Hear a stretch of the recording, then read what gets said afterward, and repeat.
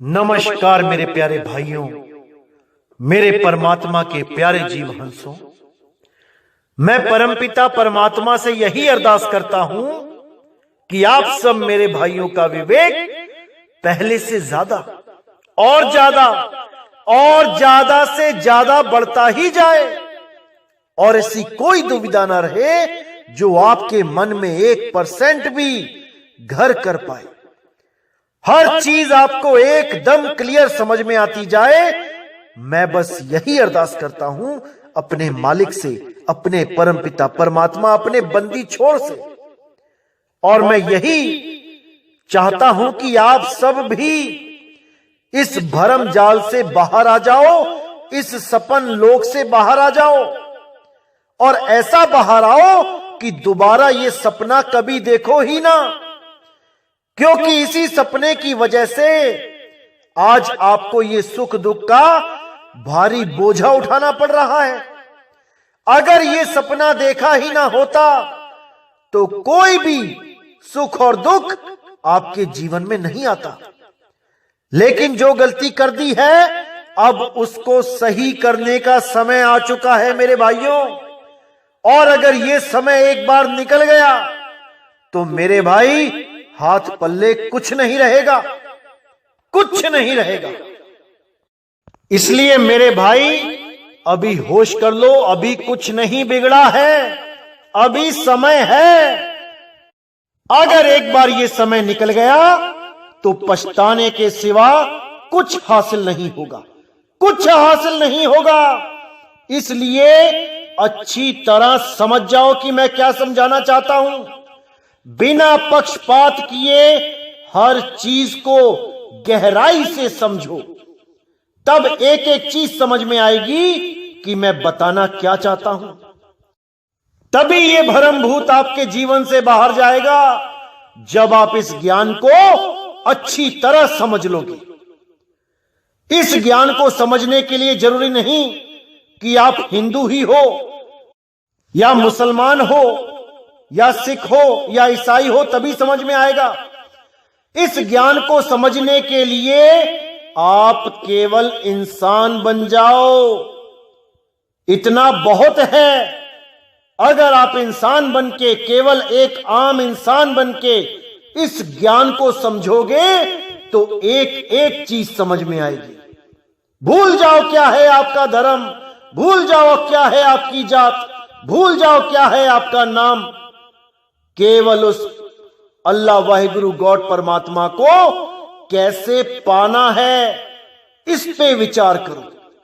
छोड़ दो सब कुछ, केवल उसको कैसे पाना है इस पे जोर दो। फिर देखो कैसे रास्ता नजर आता है। तभी मेरे भाई, तभी कल्याण होगा, अन्यथा इन्हीं गलियों में धक्के खाते रह जाओगे। आज देख लो क्या हालत हो गई है।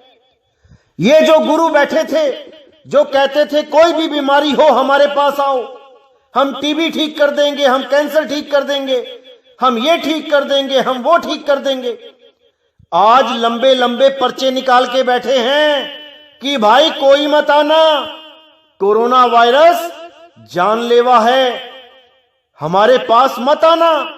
ये एक बार बला टल जाए फिर आ जाना भीड़ लगाने, दान चंदा देने, फिर हम मना नहीं करेंगे। लेकिन अभी मत आना भाई, अभी कोई हमें हाथ मत लगाना, अभी कोई हमारे माथे मत टेकना, क्योंकि इन महाराज जी लोगों को भी मौत का खौफ हो गया है। जो लोग आपको निर्भय करने के दिलासे देते थे, आज वही मौत की काली परछाई से डरते छुप रहे हैं।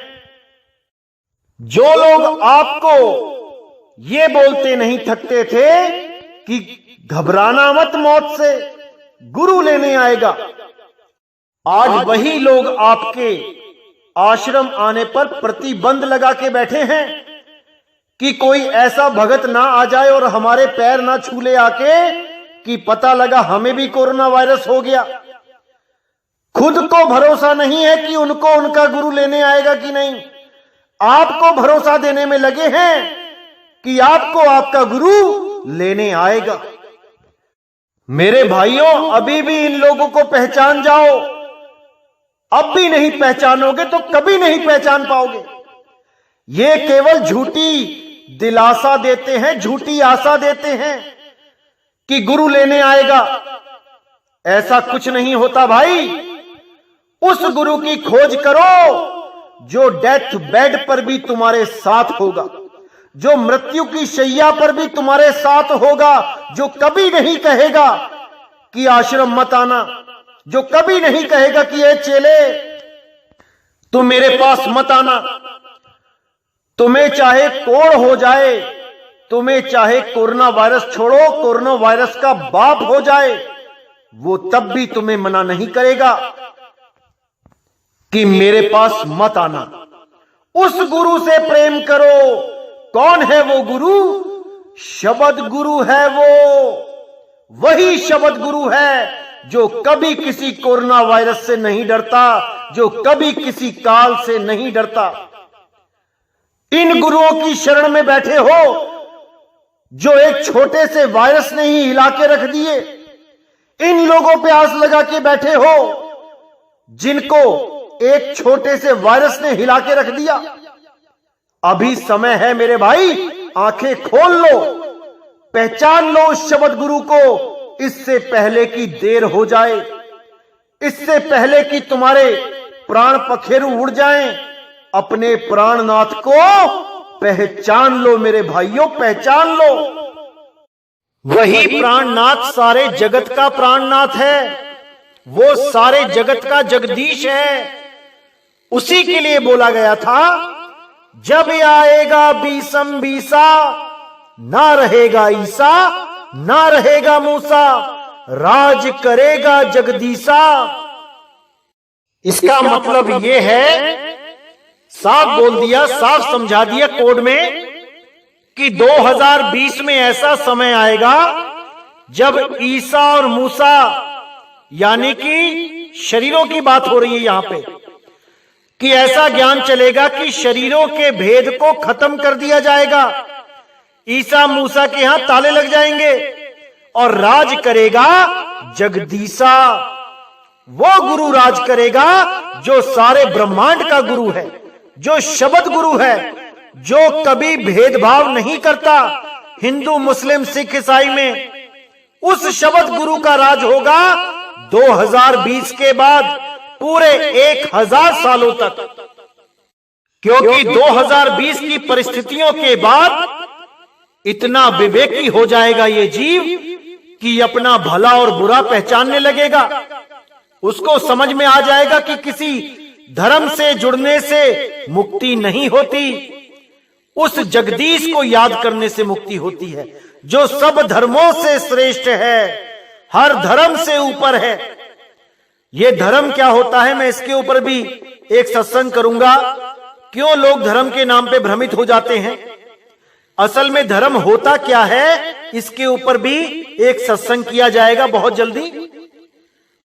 लेकिन आज जो वाणी आपको समझाई जाएगी, बताई जाएगी, वो बहुत इंपॉर्टेंट वाणी है। आपने पहले उस वाणी को पूरा समझना है, उसके बाद धर्म के बारे में भी पूरी व्याख्या की जाएगी कि धर्म आखिर कहते किसे हैं और इस दुनिया में सबसे श्रेष्ठ धर्म क्या है, खुल के बताया जाएगा।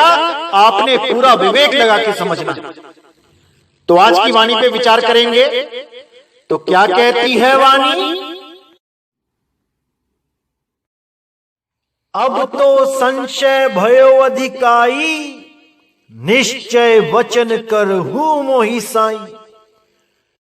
प्रथमे आप वचन यस भाखा, निज रक्षा मह 42 राखा। अब कहू काल वस परी है, दोई बात की विधि निस्तरी है। तो इसके बारे में मैं आपको बता दूं कि जब कबीर साहब ने धर्मदास जी को बोला कि धर्मदास, आपका जो पुत्र है नारायण दास, ये काल का ही दूत है, इसको जितनी जल्दी हो सके अपने घर से बाहर निकाल दो। तो जब ये बात धर्मदास जी ने सुनी कि मेरे घर में काल का दूत पैदा हो गया है, तो धर्मदास जी बेहोश होके गिर पड़े। तो जब उन्हें होश आया तो कबीर साहब ने उनको धांधस बंधाया कि धर्मदास, तुम पुत्र मोह में इतने व्याकुल मत होवो, मैं तुम्हें वंश 42 का आशीर्वाद देता हूं। वंश 42 का आशीर्वाद का मतलब यह नहीं कि वंश 42 के गुरुओं का आशीर्वाद देता हूं कि सारे गुरु ही बन जाएंगे, सारे सतगुरु बन जाएंगे, ऐसा बिल्कुल नहीं बोला साहिब ने।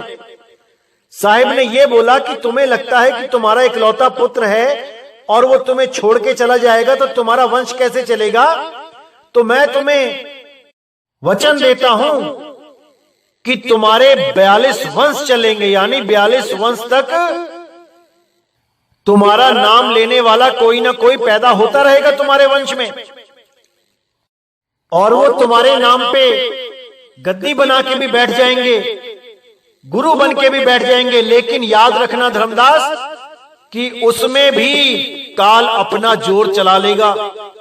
तुम्हारे वंश में भी काल के दूत आ जाएंगे और सारी जनता को गुमराह करेंगे। 52 अक्षरों से बने हुए नाम अपनी संगत में बांटेंगे और काल के मुंह में लेके जाएंगे। लेकिन जो विवेकी होगा वो उनके जाल से निकल आएगा और वंश को छोड़ के नाद पुत्र के साथ आ जाएगा। नाद पुत्र के ज्ञान को समझेगा। नाद पुत्र क्या होता है? जो कबीर साहब के मूल ज्ञान को समझ जाता है, जिस पर कबीर साहब दया करके अपना मूल ज्ञान समझा देते हैं, वो नाद पुत्र कहलाता है। जैसे बाबा नानक, धर्मदास जी, गरीबदास जी, दादू दयाल, संत भीखा नाभा, संत घीसादास जी और सतगुरु मदन साहिब जी, ये सब कबीर साहब के नाद पुत्र हैं। ये वंश नहीं है, ये नाद पुत्र हैं। तो वंश में जब काल के दूत घुस जाएंगे तो बहुत से लोगों को काल के मुंह में जाना पड़ेगा। जिसके पास विवेक होगा वो तो निकल आएगा, और जो अविवेकी होगा, जो 52 अक्षरों के 5 नाम को ही सत्य मान के बैठ जाएगा, वो काल के ही मुंह में चला जाएगा। तो इसीलिए धर्मदास जी ने यहां पे बोला कि मालिक आप क्या बात करते हो? पहले तो आपने वचन दे दिया कि मेरे वंश 42 चलेंगे, उसके बाद आप कहते हो कि उसमें काल भी आ जाएगा। तो ये दोनों बातें कैसे सत्य होंगी? ऐसे कैसे होगा? क्या होगा हमारा अगर ये दोनों ही बातें सत्य हो जाएंगी? तो इसलिए धर्मदास जी ने बोला कि अब तो संशय भयो अधिकाई, कि अब तो मुझे बहुत ज्यादा संशय हो गई है। निश्चय वचन कर मोहि साईं, मुझे समझाओ, मुझे बताओ। प्रथमे आप वचन से भाखा, सबसे पहले आपने खुद ही वचन दिया कि वंश 42 चलेंगे। निज रक्षा महा 42 राखा, खुद ही बोल दिया कि मैं उनकी रक्षा करूंगा। अब कहे वो काल वश पर ही हैं, अब कह रहे हो कि वो काल के वश में आ जाएंगे। दो ही बात की विधि निस्तरी है। ये दोनों बात कैसे सही सिद्ध हो सकती हैं? बहुत विचलित हो गए थे धर्मदास जी उस वक्त, जब कबीर साहब ने बिल्कुल साफ कह दिया था कि वंश 42 में भी काल के दूत आ जाएंगे और वो दुर्गति होगी कि कोई नहीं बचा पाएगा उनको। क्योंकि मरने के बाद किसी को नहीं पता होता कौन कहां चला गया। सब गुरु यही बोलते कि हाँ जी सतलोक चले गए, हाँ जी आपका लड़का सतलोक चला गया, आपके पिताजी सतलोक चले गए। चाहे एक्सीडेंट हुआ हो, हालत खराब हो गई हो, मरते मरते मरते हुए लैट्रिन तक निकल जाती है, पेशाब निकल जाता है कुछ शिष्यों का, तब भी गुरु क्या कहता है? सतलोक चला गया। अरे क्यों मूर्ख बनाते हो दुनिया को? कितने ही गुरुओं के शिष्य हैं जिनकी मृत्यु के वक्त लैट्रिन तक निकल गई, लेकिन उनके गुरुओं को पूछो कि मेरा भाई कहां गया होगा, मेरे पिताजी कहां गए होंगे, तो एक ही डायलॉग रटा हुआ है मुंह पे वो तो सतलोक चले गए। अरे तुमने जाके देखा क्या वहां सतलोक पहुंच गए? बस एक ही बात रटी हुई है, हमारे यहां जो भी नाम लेगा मर जाएगा, सतलोक पहुंच जाएगा। अरे कभी सतलोक जाना है क्या है? सतलोक की व्याख्या कर सकते हो? कभी देखा है सतलोक? कितने महल हैं, कितनी दुकानें हैं, कितने मकान हैं? कोई गुरु नहीं बता सकता इस बात को। सबके सब एक कल्पना की दुनिया में जी रहे हैं। कोई सतलोक को सत्य बता रहा है, कोई कहता है नहीं सतलोक तो कुछ भी नहीं है, अलग लोग चलेंगे। उसके आगे मिल जाते हैं लोग, नहीं अलग लोग नहीं, अकय लोग चलेंगे, अनामी लोग चलेंगे। और आजकल तो एक और आगे हैं कि ये तो कुछ भी नहीं है, सत केवल धाम चलेंगे, सत केवल धाम। अरे कभी कोई गया है क्या वहां पे? अगर गया है तो चित्र बना के दिखाओ, क्या दिखाई देता है वहां पे? कौन सा महल दिखाई देता है वहां पे? कौन से पेड़ पौधे जंगल दिखाई देता है? आदमी कैसे दिखाई देते हैं वहां पे? जरा चित्र तो बना के दिखाओ। या केवल किताबों में पढ़ लिया कि सतलोक कहते हैं परमात्मा की वाणी में, अलख लोक अगम लोक लिखा है तो बना दिया एक अलख लोक भी अगम लोक भी। सब कल्पनाओं में जी रहे हैं, वास्तविकता किसी को नहीं पता कि सतलोक होता क्या है, अगम लोक अलख लोक होता क्या है, अनामी लोक क्या है। इसीलिए साहिब ने बोला लोक अलोक शब्द है भाई, और जिन जाना तिन संशय जाई। इसीलिए गरीबदास जी ने भी बोला गरीब लोक अलोक चाहूं नहीं, इच्छा नहीं अचूक, अदली आदि कबीर के चरण कमल की भूख।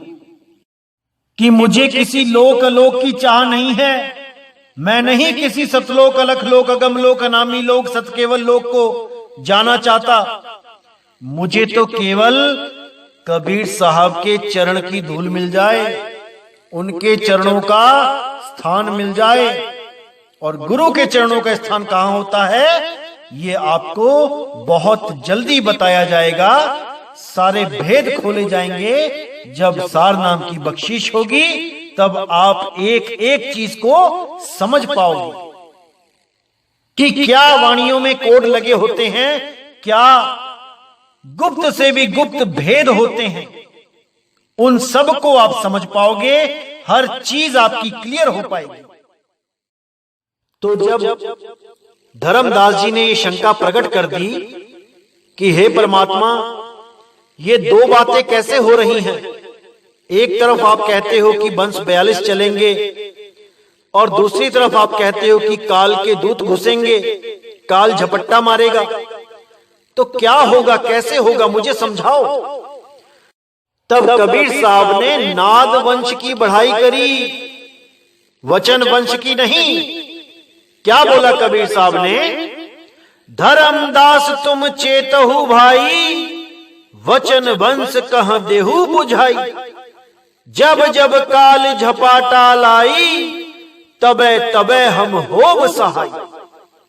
यानी हे धर्मदास तुम वचन वंश को यानी अपने वंश को समझा देना अच्छी तरह कि काल इस वंश में घुसने की कोशिश करेगा और बहुत बार घुसेगा। और जब जब ये काल झपाटा लाई यानी झपट्टा मारेगा, तुम्हारे वंशजों की बुद्धि को अपने बस में कर लेगा। कहने को तो वो गुरु बन के बैठे होंगे, लेकिन उनकी बुद्धि काल के हाथ में होगी। वो 52 अक्षरी नाम दे रहे होंगे लोगों को, और उनको यही नहीं समझ आ रहा होगा कि परमात्मा का सच्चा नाम, परमात्मा का सतनाम ये 52 अक्षरों में नहीं आता। लेकिन अज्ञानतावश वो उसी काल के जाल को लोगों की तरफ फेंकते चले जाएंगे और लाखों लोग उसमें उलझ के काल के मुंह में चले जाएंगे। तब यहां पे साफ बोला कि जब जब काल झपाटा लाई, तबे तबे हम होब सहाय। कि जब भी काल झपट्टा मारेगा तब मैं सहायता करूंगा, लेकिन कैसे करूंगा ये बहुत जरूरी है समझना। तब कबीर साहब ने कहा कि नाद हंस तब ही प्रगटायब भरम तो ही, यहां तो ही लिखा है, तोड़ी है। नाद हंस तब ही प्रगटायब भरम तोड़ी जग भक्ति दृढ़ायब। यानी कि जब मैं तुम्हारे भ्रमित वंश को संभालूंगा तब ऐसे नहीं संभालूंगा कि मैं आ जाऊंगा काल से बचाने, नहीं, मैं नादहंस प्रकट करूंगा। नादहंस यानी ऐसा दिव्य ज्ञानी प्रकट करूंगा जिसको मैं स्वयं आके नाम दूंगा। और अगर उस नाद वंश की, उस नादहंस की बात को तुम्हारे ये बिंद वंश मान लेगा तो समझ लेना कि वो खुद भी पार हो जाएगा और अपने शिष्यों को भी पार करवा देगा।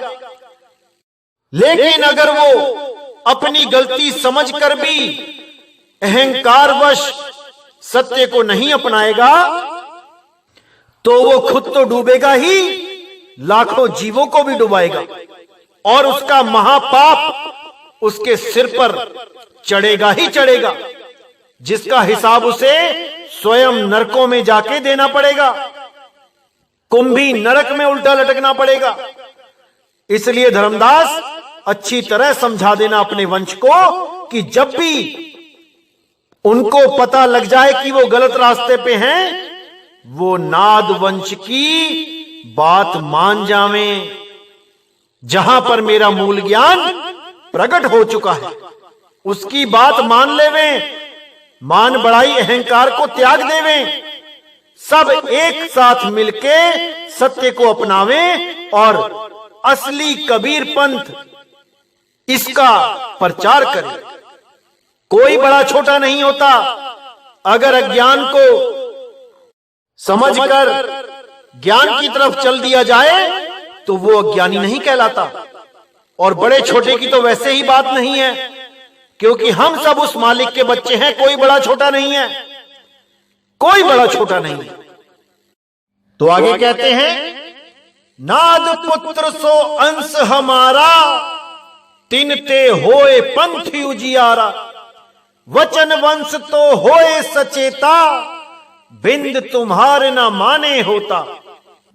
यानी मेरा अंश तो नाद पुत्र है, नाद पुत्र, मेरे बिंद पुत्र नहीं है।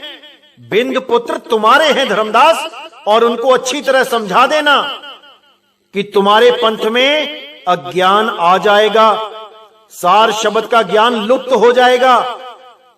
अगर मेरा नाद पुत्र सही समय पर आके चेताएगा तो सचेत हो जाना और अपने अज्ञान को त्याग के उस मूल ज्ञान को अपना लेना। साफ बोला है साहिब ने यहां पे कि नाद पुत्र सो अंश हमारा तिनते होए पंथी उजियारा, कि मेरा सच्चा कबीर पंथ नाद पुत्र से उत्पन्न होगा, बीज पुत्र से नहीं होगा। वचन वंश तो होए सचेता बिंद तुम्हार न माने होता। यानी जो वचन वंश में होगा वो तो सचेत हो जाएगा, लेकिन जो बिंद वंश का गुण लेके बैठा होगा वो तुम्हारी बात भी नहीं मानेगा। वचन वंश नाद संग चेते मेटे काल घात सब तेते, बिंद तुम्हार न माने ताही आया वंश न शब्द समाही। यानी जो हमारे वचनों पर भी यकीन करता होगा, वचन वंश हमारा होगा, वो नाद के साथ, नाद वंश के साथ चेत जाएगा, वो हमारे नाद पुत्र की बात को समझ लेगा। मेटे काल घात सब तेते, और वो काल के जितने भी घात हैं सबको मेट देगा। बिंद तुम्हार न माने ताही, यानी कि जिसके अंदर बिंद पुत्र के गुण होंगे, यानी पिता से मिलने वाली संपत्ति के लालच में जो बैठा रहेगा, जो गुरु पद पे बैठा रहेगा कि मेरे पिताजी गुरु हैं और मैं भी गुरु बनूंगा, अगर उस लालच में रहेगा तो वो कभी भी नाद पुत्र की बात को नहीं समझ पाएगा। उसके मन में मान बढ़ाई अहंकार रहेगा, वो काल के ही जाल में उलझा रहेगा। इसीलिए साफ बोल दिया, बिंद तुम्हार न माने ताही, आया वंश न शब्द समाही।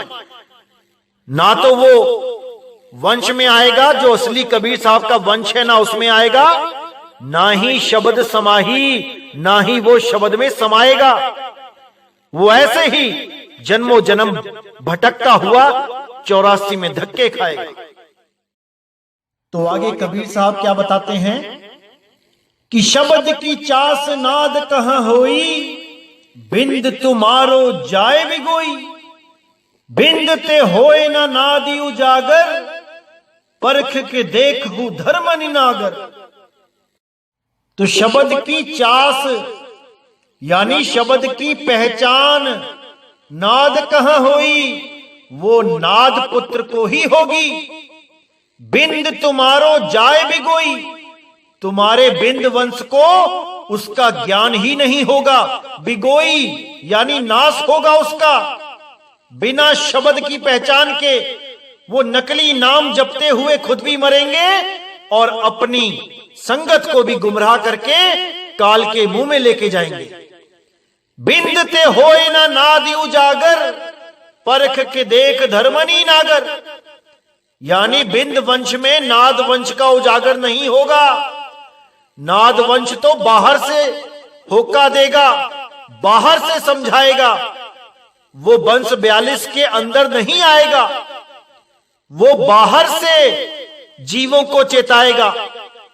यानी वो किसी और पंथ से होगा, जहां पर कबीर साहब ने ही उस अखंड नाद का भेद बता रखा होगा। तो साफ बोल दिया, बिंद ते होए ना नादि उजागर, परख के देख धर्मनी नागर। इसको परख के देख लेना धर्मदास, इसको परख के देख लेना तुम, क्योंकि तुम्हारा वंश केवल मान बढ़ाई में ही, दौलत को इकट्ठा करने में ही अपना समय गवा देगा। वो समझ ही नहीं पाएगा कि वो अखंड नाद, अखंड शब्द क्या है, किसे कहते हैं। तो आगे कहते हैं, चारहु युग देख संवादा, पंथ उजागर कीनो नादा। कहां निर्गुण कहां सरगुण भाई, नाद बिना नहीं चल पंथाई। यानी चारों युगों में देख लो, नाद पुत्र से ही वंश चला है। बिंद वंश को प्राथमिकता नहीं दी गई है। जहां पे भी शब्द का उजागर हुआ है, पंथ का उजागर हुआ है, वो नाद पुत्र ने ही किया है। कहां निर्गुण कहां सरगुण भाई, नाद बिना नहीं पंथ चलाई। कि चाहे वो निर्गुण का ज्ञान बोले, चाहे सरगुण का बोले, लेकिन नाद के बिना पंथ नहीं चलेगा। नाद के बिना उसका भेद नहीं मिलेगा। धर्मनि नाद पुत्र तुम मोरा, ताते दीन मुक्ति का डोरा। यही विधि हम 42 तारे, जबे गिरे वह तबे उबारे। तो यहां पे साफ बता दिया कि धर्मदास तुम भी मेरे नाद पुत्र हो, क्योंकि मैंने तुम्हें शब्द के द्वारा अपना पुत्र बनाया है। धर्मनि नाद पुत्र तुम मोरा, ताते दीन मुक्ति का डोरा। इसीलिए मैंने तुम्हें मुक्ति का डोरा यानी वो सार शब्द की अखंड नाद का भेद बता दिया है। और तुम जिसको भी वो भेद बताओगे, वो उसी डोर पर चढ़ के मुझ तक पहुंच जाएगा, वो अपने सत्य नाम तक पहुंच जाएगा।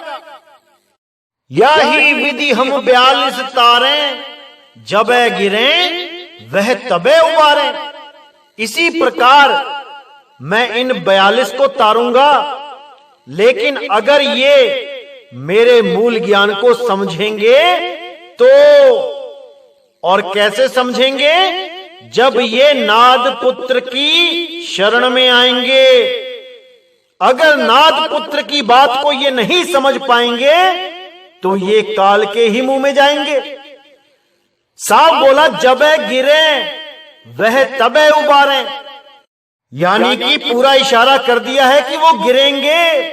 उनको सतगुरु मत समझ लेना, क्योंकि सतगुरु कभी गिरता नहीं है। लेकिन 42 वंश में साफ बोल दिया कि जबे गिरे, यानी जब भी वो अपने पथ से गिरेंगे तब उनको उठाने के लिए, सही मार्ग दिखाने के लिए मैं अपना नाद पुत्र भेजूंगा। अगर वो उस नाद पुत्र की बात को समझ लेंगे और उठने के लिए तैयार हो जाएंगे, तब तो समझ लो कि मैं उन्हें उठा लूंगा, उनको उबार लूंगा। अगर वो अपनी मान बढ़ाई में फंसे रहेंगे तो उनको काल जाल में जाने से कोई नहीं रोक पाएगा। नाद वचन जो बिंद ना माने, देखत जीव काल घर ताने। और वंश जो नाद संभारे, आप तरे ओ जीव ही तारे। कहां नाद कहां बिंद रे भाई, नाम भक्ति बिन लोक ना जाई। कितना क्लियर कर दिया आप साहिब ने यहां पे कि नाद वचन जो बिंद ना माने, कि नाद पुत्र की जो बात वो बता रहा होगा उसको अगर ये बिंद वंश नहीं मानेगा, ये जो गुरु बन के बैठ गए हैं ये अगर नहीं मानेंगे तो देखत जीव काल घर ताने, तो देखते देखते ही इनका जीव काल के घर पहुंच जाएगा और ये काल के जाल में, 84 के जाल में उलझ जाएंगे और 84 लाख जन्मों को भोगते और दुख पाते रहेंगे। और इनके जो चेले होंगे, जो शिष्य होंगे, वो भी गुरु के पीछे नकली नामों को जपते हुए पहुंच जाएंगे, वही 5 नाम जपते हुए पहुंच जाएंगे और महा दुख पाएंगे। तो आगे कह दिया, और वंश जो नाद संहारे, आप तरे औ जीव ही तारे।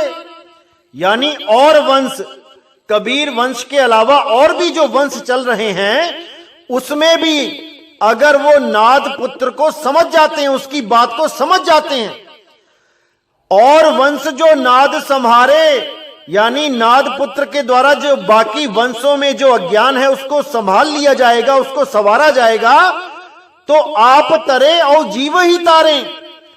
तो वो लोग जो गुरु बन के बैठे हैं वो भी तर जाएंगे और अपने शिष्यों को भी तार लेंगे। लेकिन अगर वो नाद पुत्र की बात नहीं समझेंगे, मान बड़ाई अहंकार में फंसे रहेंगे, तो गुरु क्या और चेला क्या, दोनों को ही 84 में जाना पड़ेगा, दोनों को ही गर्भ जून में जाना पड़ेगा। इसीलिए साहिब ने बोला, कासे कहूं सब जगी अंधा, खेवन हार के गले में फंदा। कि ये जो गुरु बन के बैठे हैं, जो अक्षर का बोध ही नहीं है जिनको, जो पता नहीं क्या क्या नाम जपवा रहे हैं, जिनको आदि अक्षर का पता ही नहीं है, वो तक गुरु बन के बैठे हैं, तो उनके गले में भी माया का फंदा पड़ा है और उनके चेलों के गले में भी माया का फंदा पड़ा है। इसीलिए साहिब ने आगे बोला, कहां नाद कहां बिंद रे भाई, नाम भक्ति बिन लोक न जाई। भले कोई नाद पुत्र हो या भले कोई बिंद पुत्र हो, बिना सत्य भक्ति के वो लोक को नहीं जा सकता, मतलब अपने सत्य स्वरूप को नहीं प्राप्त कर सकता। ये इसलिए बोल दिया क्योंकि मदन साहिब का पंथ भी नाद पंथ है और उस पंथ में भी बहुत से महात्मा हैं, लेकिन अगर उनसे आप ज्ञान चर्चा करोगे, उनसे कुछ पूछोगे, तो हर महात्मा अलग अलग बात करता है। आप खुद नहीं समझ पाओगे कौन सत्य बोल रहा है, कौन असत्य बोल रहा है। इसलिए साहिब ने बिल्कुल क्लियर कर दिया कि केवल पंथ में होने से मुक्ति नहीं मिलेगी, कि आप मदन पंथ में आ गए तो मुक्ति मिल जाएगी, ऐसा नहीं है भाई। साहब बोला, कहां नाद कहां बिंद रे भाई, नाम भक्ति बिन लोक ना जाई। भले कोई मदन पंथ में ही क्यों ना हो, भले ही कोई नानक साहिब के पंथ में क्यों ना हो, भले ही कोई रविदास जी के पंथ में क्यों ना हो, अगर सत्य भक्ति नहीं है, वो सच्चे नाम की भक्ति नहीं है, तो मुक्ति नहीं मिलेगी। अच्छी तरह समझ जाओ मेरे भाइयों, इसको अच्छी तरह समझ जाओ। तो मेरे भाइयों, इस वाणी से पूरा सिद्ध हो जाता है कि धर्मदास जी के पंथ में जितने भी वंश में जितने भी गुरु आ रहे हैं, उन पर काल झपट्टा मारेगा और उनको गिरा लेगा। लेकिन उनको काल जाल से छुड़ाने के लिए नाद पुत्र भी समय समय पे भेजा जाएगा। अब ये उनके विवेक के ऊपर डिपेंड करता है कि वो नाद पुत्र को पहचानेंगे या नहीं, क्योंकि साफ बता दिया गया कि काल का जोर चलेगा और इस पंथ पर भी काल का पूरा प्रहार होगा। लेकिन ये बात आपको कोई भी धर्मदास जी का वंशज नहीं बताएगा, क्योंकि वो एक का भी नाम नहीं गिना पाएंगे जिस पे काल का जोर चला है, क्योंकि वो तो अटल बना के बैठे हैं अपने वंश को। अपने वंश को अटल बना के कबीर साहब की इस वाणी को मिथ्या साबित कर देंगे कि ऐसा कोई गुरु नहीं हुआ वंश में जिस पर काल का जोर चला हो, क्योंकि वो तो सभी सतगुरु थे। तो कबीर साहब यहां किसके लिए बोल रहे हैं भाई?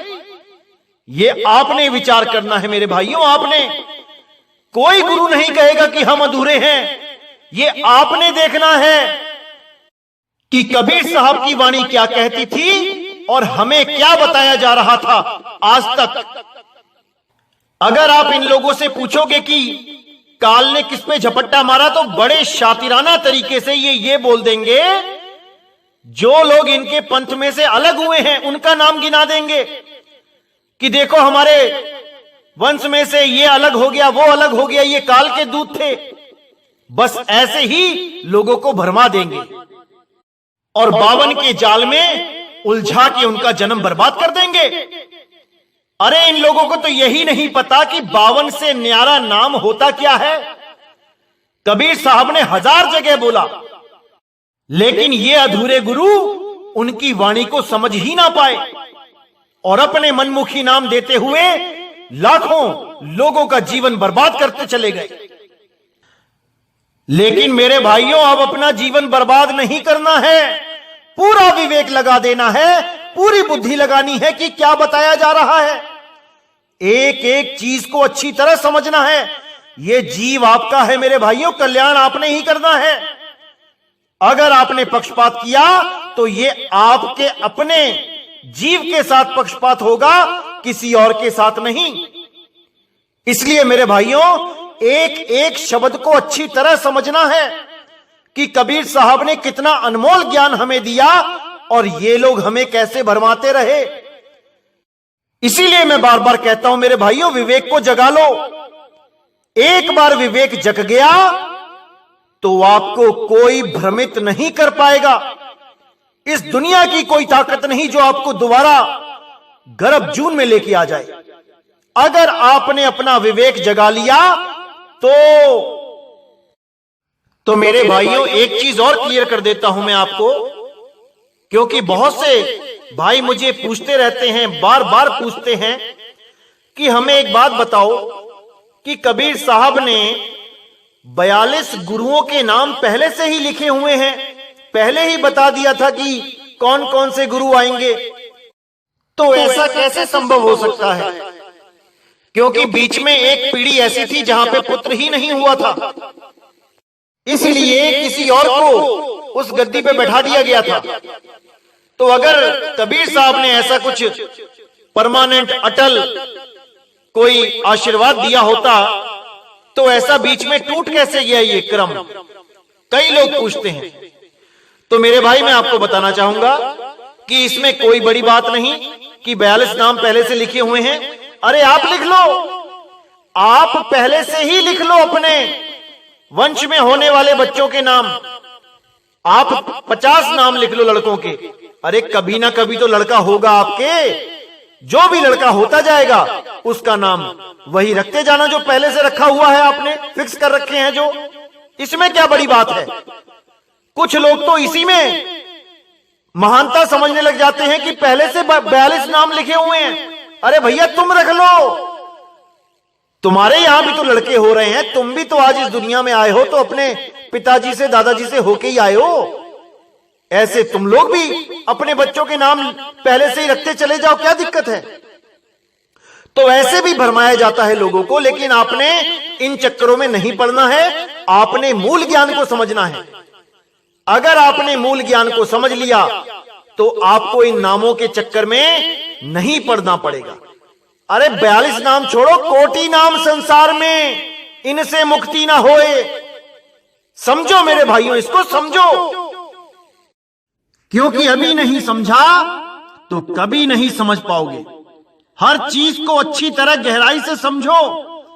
ये इंसान जन्म समझने के लिए ही मिला है, इसको वैसे बर्बाद मत जाने दो। तो मेरे भाइयों, मैं पूरी उम्मीद करता हूं कि आपको हर चीज क्लियर हो रही है और हजारों लोगों के फोन आते हैं। बहुत खुशी होती है जब वो ये बताते हैं कि कैसे उनका विवेक जाग रहा है, हर चीज समझ में आ रही है। पहले वो किन पंथों में उलझे हुए थे और अब हर चीज को समझ के आगे बढ़ रहे हैं। बहुत खुशी होती है मेरे भाइयों, क्योंकि हमारा आगे बढ़ना ही काम है, रुकना काम नहीं है। आगे चलना हमारा काम है। जब तक हमें सत्य ना मिल जाए, आगे बढ़ते रहो। इसीलिए साहिब ने कहा, जब लग मिले नहीं शब्द वो सांचा, तब लग गुरु करो 10 पांचा। गुरु बदलने में कोई दिक्कत नहीं होती। कोई भ्रम में ना रहे कि मुझे पाप लग जाएगा, मैं नरकों में चला जाऊंगा, ऐसा नहीं होता। बस ये पक्का पता होना चाहिए कि जिस गुरु की शरण में मैं जा रहा हूं, उसका ज्ञान मेरे पिछले गुरु से ऊपर का ज्ञान है। अगर ये चीज आपने दृढ़ निश्चय के साथ समझ ली, फिर आपको कोई भ्रमित नहीं कर पाएगा। फिर आप आगे बढ़ते ही जाओगे और एक दिन उस सत्य नाम को प्राप्त कर लोगे, 100% कर लोगे मेरे भाइयों। तो मेरे प्यारे भाइयों, यहीं पे मैं सत्संग समाप्त करता हूं। अब मुझे विदा दीजिए। जय गुरु बंदी छोड़ बैराग साहिब, जय गुरु बंदी छोड़ साधु शरण साहिब, जय गुरु बंदी छोड़ बाबा नानक साहिब, बाबा रविदास जी महाराज, बाबा धर्मदास जी महाराज, मेरे सभी संत। जय जय सतगुरु बंदी छोड़ सतगुरु सत्य कबीर साहिब की सदा ही जय हो, सदा ही जय हो। मेरे मालिक की साहिब बंदगी सतनाम।